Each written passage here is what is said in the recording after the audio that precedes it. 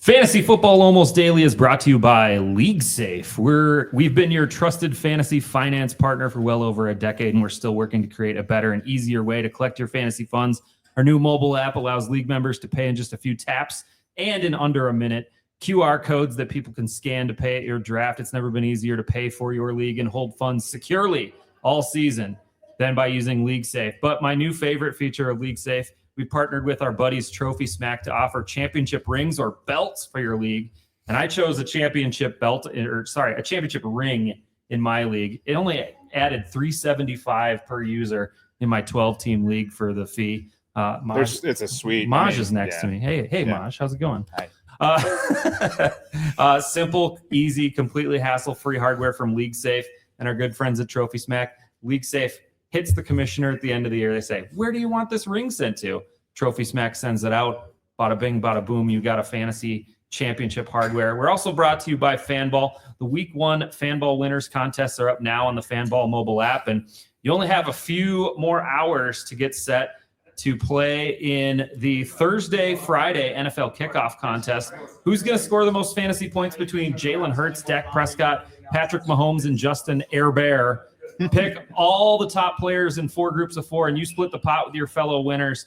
That NFL kickoff contest has a $500 prize pool. It means you could 500x your money by getting 4 questions correct. Join now on Fanball and use the promo code ALMOST for a $20 deposit match for first-time depositors.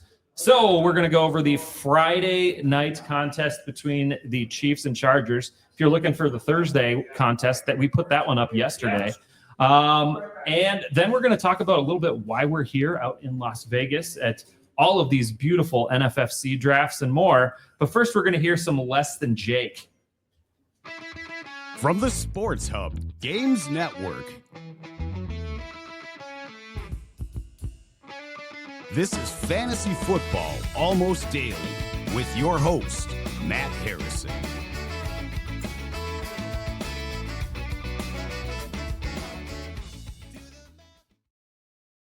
I think I royally screwed up the Less Than Jake on there. I had the level set too low on this. Anthony Maggio joining me today. It was even less than Jake. It was so much less than Jake.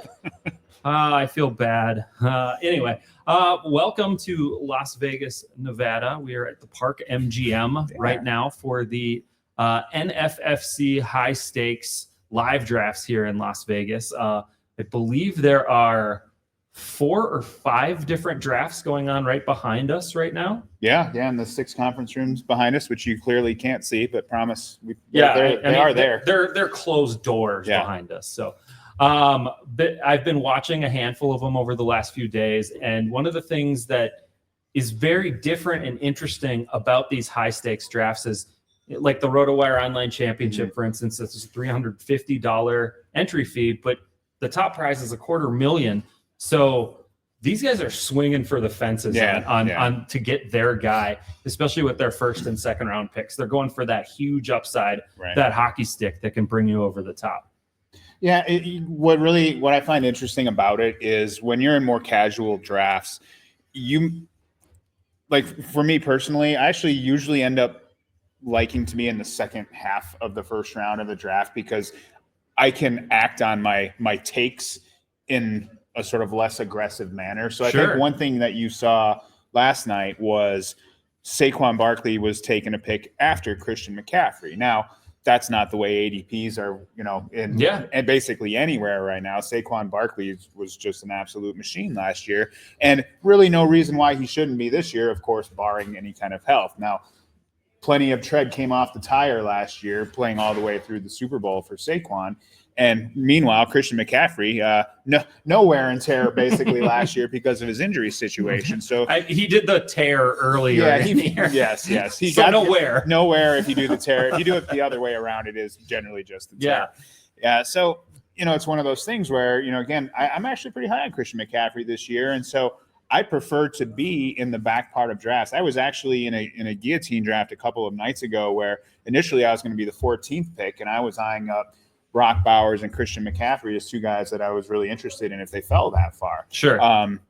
McCaffrey ended up not falling how far Bowers did, but then I got flipped. The draft order flipped, and I ended up 4th. I actually ended up taking Barkley at 4th. Okay. It's a little different in a guillotine league. Like as the year goes, obviously your roster is modified. So some of the risk that comes with a guy that maybe has higher injury risk, like a Saquon, is mitigated in something like that. But again, you don't see a lot of, okay, I'm going to take CMC at 4 and then Barkley's going to go at 5 after me in a typical home league, casual league. People are just scared to go that all in. But hey, when this kind of money's on the line, you've got to go with your gut on that. And if you think McCaffrey has, he's been a number 1 overall pick multiple years, including last year. It just didn't work out because of the injury. So his situation hasn't changed as far as the team around him and, being the focal point of that offense. So I don't have a problem with pulling that trigger over Saquon. It's just a lot harder to do unless you've got that kind of money on the line. And then to your point, you just got to go for it, man.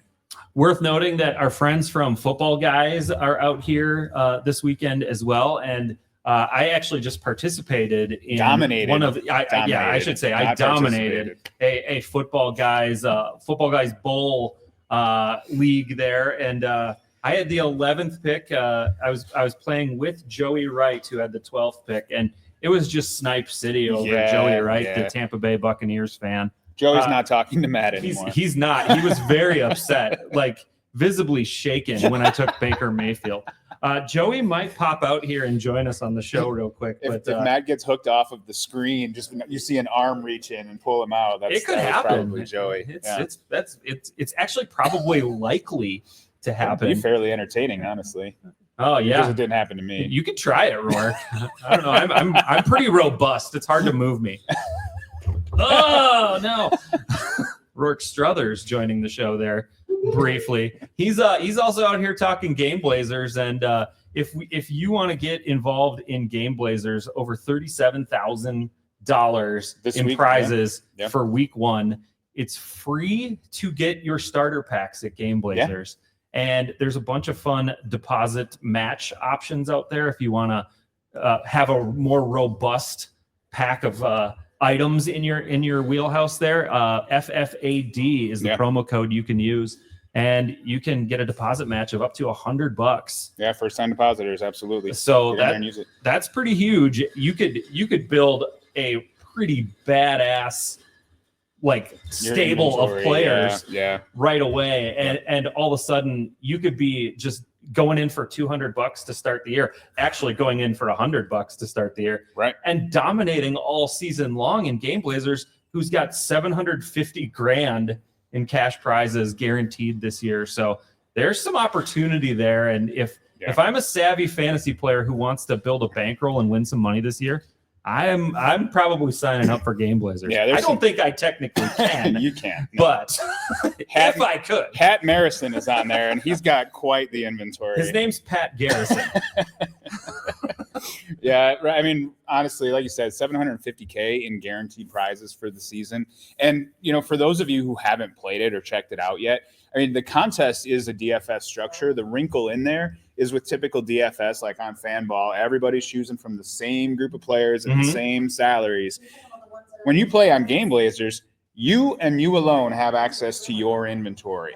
Everybody has their own inventories with the player items that they either rip in packs or they buy from the marketplace. So you can set yourself up exactly how you want, and nobody else has access to that same dynamic inventory group that you do. So it's a lot. It's basically gaming meets collecting meets DFS. It's a ton of fun.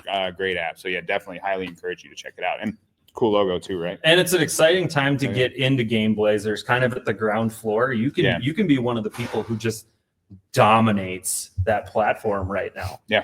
It's like getting in on the ground floor of one of those DFS sites that took off and went to the moon. You could be, winning those hundreds and hundreds of thousands of dollars on Game Blazers this year. Shit, baby. All right. We got to go through a couple of small news items. And for that, we go around the league. News team, assemble!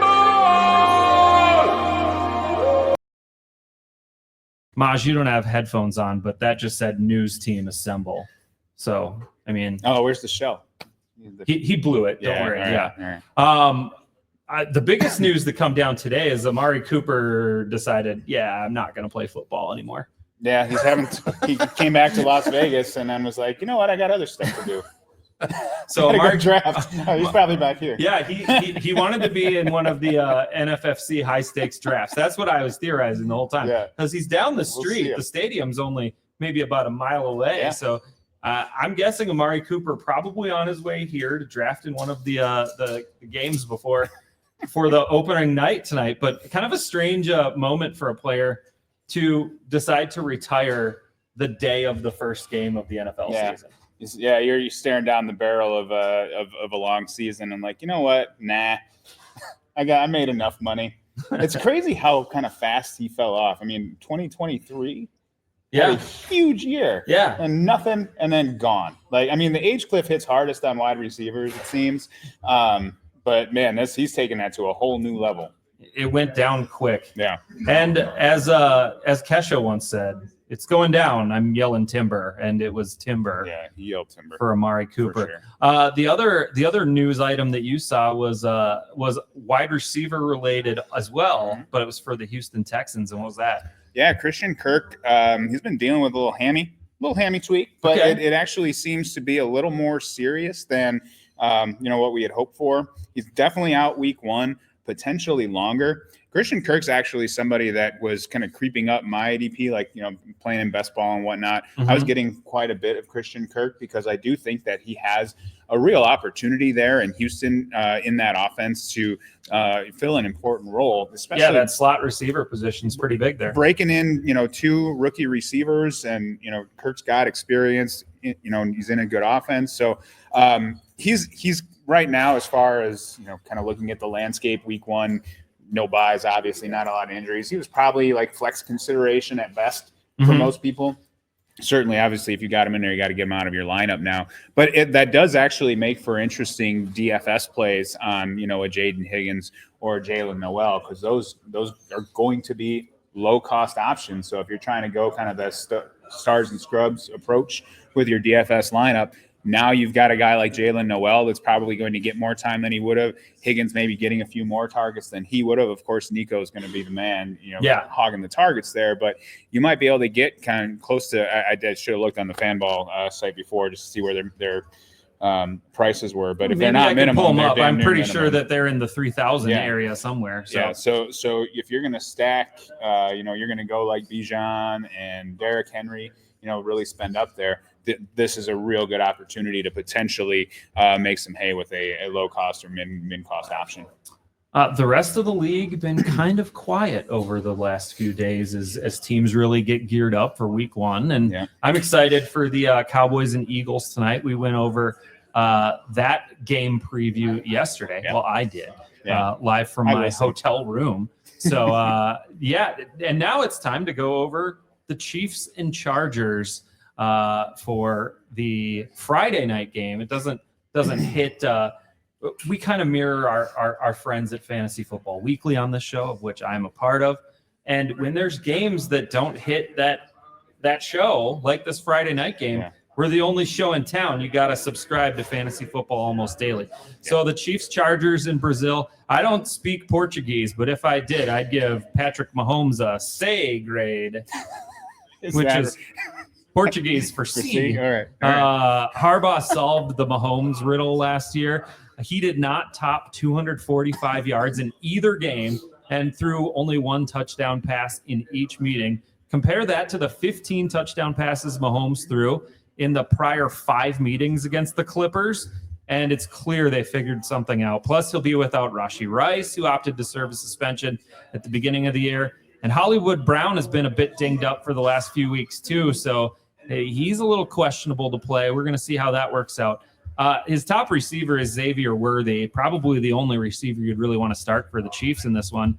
I'm giving him a B grade. He did score in the September meeting with Los Angeles last year, and he does move around the field a ton, so he's going to match up with different corners all over. But he still figures to match up mostly with cornerback, Tarheeb Still, who ranked as Pro Football Focus's 18th best cover corner out of about 122 players. So that's kind of a tough matchup for Worthy in this. That's why he's diminished only to a B here, where in a game where he's probably the focal point, he'd be more likely an A. Well, and I think I was going to mention Hollywood Brown, as of a couple hours ago, no injury status, so is set to play in that game. Now, again, it's week 1. You don't have buys. You kind of know all the injuries. If you did draft him, he's low. Like, he's basically a guy you could play as an emergency if you had Christian Kirk in your flex, I guess, right? But yeah, it is interesting because he does have some upside this season. But that would getting him in a week 1 lineups. I mean, you've got to be in a 14, 16 team league or pretty deep starting lineups in order to. I didn't have a starting grade on Hollywood Brown, but I did have a C grade on Travis Kelce.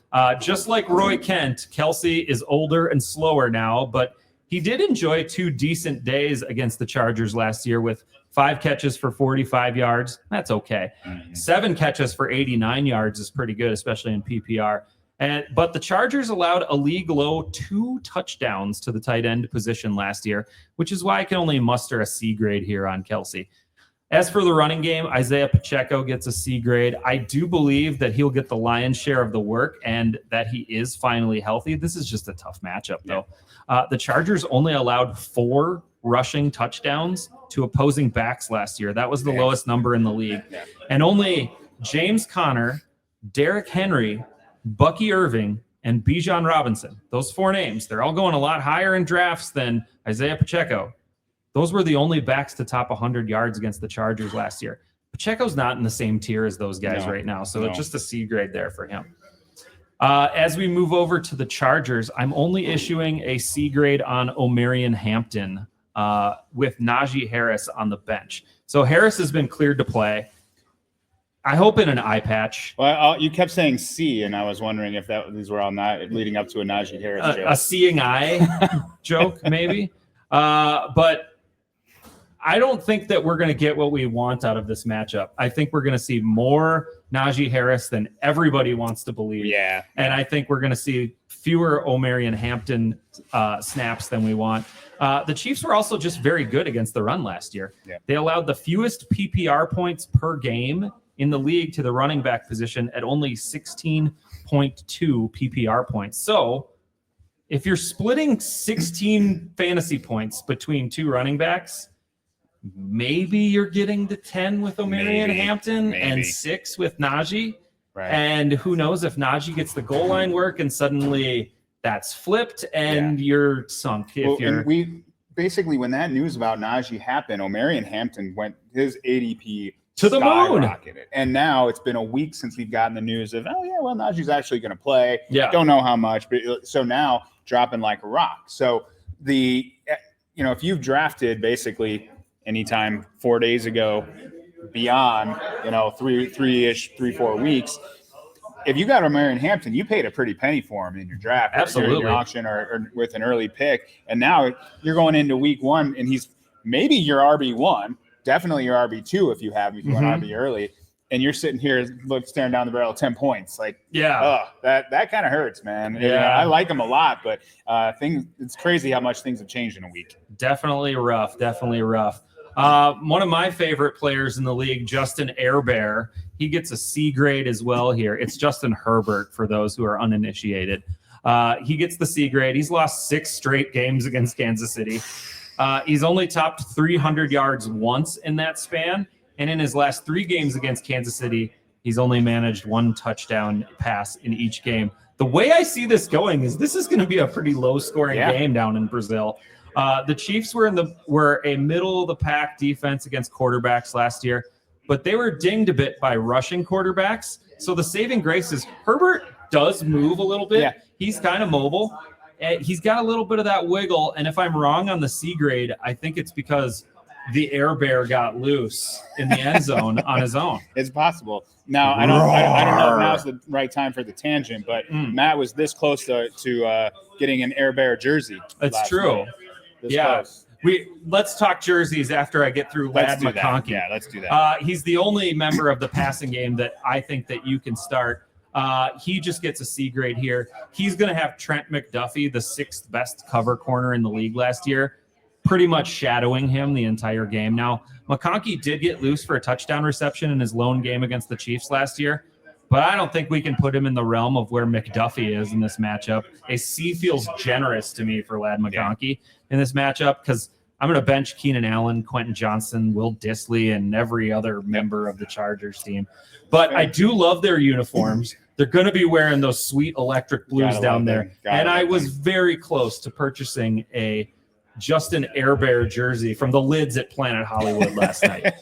Yeah, we went on a shopping spree. It was like in Anchorman when they went suit shopping. Yeah, I mean, we were all depressed after eating really good chicken wings and a burger. We were very full in our tummies at Gordon Ramsay Burger. Yes, and then so the only thing you can do is go jersey shopping. It felt right. So we all went and we all decided to pick out a legend jersey last night. And who did you pick? So I picked Walter Payton. You were the only one who went with the Homer pick, right? I did, and it was real tough. I'm a Bears guy. Yeah. I have a white Walter Payton jersey at home. Did not bring it with. Okay. So I got the blue Walter Payton jersey now. Now I was this close to the powder blue Barry Sanders, and I mean it's gorgeous. It's a gorgeous. It is. Barry is is one of the best, and but you know what? At the end of the day, I was like, well, how am I going to wear this? I'm not really going to wear it during the NFL season. I can't wear a Lions jersey, while I'm cheering for the Bears. So I went with the Peyton jersey. I'm feeling okay about it, but there's still a little part of me that's upset I didn't get the Barry Sanders. You could go back over there. I could. There's nothing stopping you right now. Go shopping tonight. So who'd you end up with? I ended up with Jerry Rice, the second best wide receiver in the history of the league. Yeah. Only after Randy Moss, which CP got as his jersey of choice, a Randy Moss retro jersey. Yeah, of course. Yeah. Clearly a homer pick there. But Jerry Rice was pretty nice, and I threw that on over at the craps table. It looked just crisp, and but we got another jersey for one of our other coworkers, Alex, which was an Emmitt Smith jersey we had in the bag. At the craps table, I needed a 4 to be rolled. This is a true story. I quickly switched my Jerry Rice jersey for the Emmitt Smith 2 and 2 because I was looking for the hard 4. It hits. We make some money. Everybody celebrates. People at the table are like, why are you switching jerseys in the middle of a roll? As happens so often, the 49ers to the Cowboys jersey, right? Just diametrically opposed. I kind of want to just get a whole bunch of different jerseys and show up with like a wardrobe, like as Saquon Barkley goes by. I mean, a 2-6 is perfect to have when you need that. When you need that easy 8. Well, before the points established, I've got the Walter Payton. You just want to roll them 3-4s. Just keep them coming. Keep them on the pass line. I guess, right? Keep racking it up on the pass line. We don't talk about Walter once the point is established, though. Yes, much like Bruno. We don't talk. And about we also don't forget Rourke got the Dan Marino. Danny Dimes. Dan Marino. He got more comments on Dan Marino wearing the Dan Marino jersey around. The Ace Ventura comments just started happening. I mean, he took his shirt off in the store. Yeah, Ray Finkel. Yeah, and put on the Merino jersey. Yeah, he went from t-shirt to sweater to jersey right there in lids. And he was not wearing the sweater. It's part of him. It's just part of him. You can't take a werewolf shopping. That happens. So absolute awesome times out here at the NFFC live drafts. There is still time to get into a few of the online drafts there at playnffc.com. So if you have a hankering and you want to get into one last draft in the high stakes realm, they're still signing up people for the Thursday night, Friday night, Saturday. And I think that's it. I think Saturday's the end of it. Yeah. But one of the things that's important is you get a free look on NFFC. So you don't have to set the lineup with those Friday and Thursday players until after you see it. So you could draft them. And if Saquon Barkley goes off for 45 points, he might go a little bit higher in those drafts. It impacts the draft position. Absolutely. It absolutely does. So, but you get that free look. So you don't have to be scared if you want to hop into a draft tomorrow or Saturday. The one in recent memory, Isaiah Likely, that huge game that opened the season, and all of a sudden in the last 2 days of drafting, up he goes. And then he did basically nothing the rest of the year.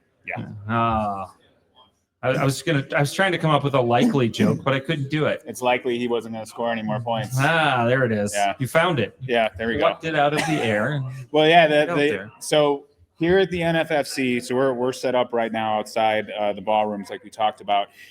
right now the plan is for Saturday night to do a live stream of the big event. I believe it's a $20,000 buy-in. Like, that's some big money, folks. So if you go to playnffc.com, you can see the ADP and just kind of know what the experts are doing, which is a great tool to have, by the way, for your home drafts. If you're still home drafting, to kind of see where guys are compared to rankings online. But if you just want to, watch, we actually don't even know. It might be me and Tom. It might be Greg and Tom. It might be me and who knows? Yeah, but it might be me and Rourke. But we're going to have it's going to be on the High Stakes Fantasy Network YouTube page, so you can follow that and you'll be able to watch. We'll have the board up, so you'll see pick by pick, and then we'll be out here reacting to it away from them, so nobody punches us if we say they did a bad there's job. a pretty likely chance in a $20,000 draft if you start making fun of their picks that fists will be thrown. Yeah, I ain't here. I ain't in Vegas for a UFC event, so we'll go ahead and stay. We'll stay out here. All right, that pretty much wraps up what we wanted to do today. Good luck tonight on your Thursday night options, and honestly, go hit up that Fanball Winners NFL Kickoff contest, and there's also a Fanball 5x5 for the Thursday and Friday games. Both have quite a few spots left in them, maybe a little bit of overlay there. So if you want to go make some money, this is a good opportunity for you. But hit those up at Fanball or the Fanball mobile app. So, all right, thanks, Maj. Hey. Good times. All right. Don't leave me hanging. Don't leave me hanging. I was getting ready to end the production. I should have let you leave me hanging and just stared into the camera looking sad like this. Okay. For Anthony Maggio, this is Matt Harrison. Thank you for watching Fantasy Football Almost Daily. We'll see you tomorrow, maybe.